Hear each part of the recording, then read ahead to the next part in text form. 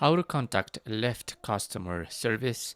Hi everybody and welcome to our channel. Today you're gonna learn how you can contact the customer service here in Lyft.com. So please watch till the end to properly understand that tutorial. Basically, this is a process you can do from your mobile or even from your computer. Today I'm gonna show you how it's gonna be the process on a computer. So I've opened my web browser. I've get into www.lyft.com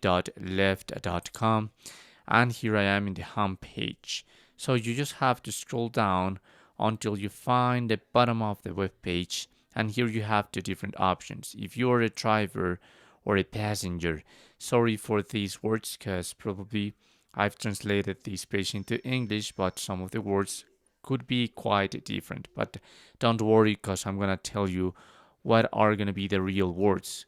Because here, as you can see, I have aid, but the real word is gonna say help. Okay, so I'm going to continue as a passenger in help. And this page, this is gonna redirect you into frequently asked questions, also some articles that are gonna help you to solve your issues, your problems. But if you continue scrolling down, you're gonna find this. Do you still need help?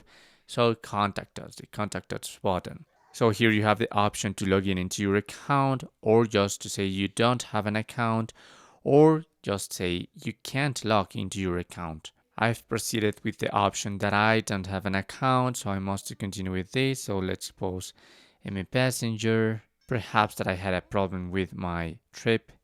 I don't know, perhaps an accident, why not? And this is going to give you an option to just to act for yourself, but if you still need some help, you can start the accident report in this case. And this is gonna let you fill all this bar with the problem, the issue you have, your email address, phone number, and that description. You can even attach some files. Remember, perhaps this is gonna be maximum just 10 megabytes, and also verify this CAPTCHA in order to send it.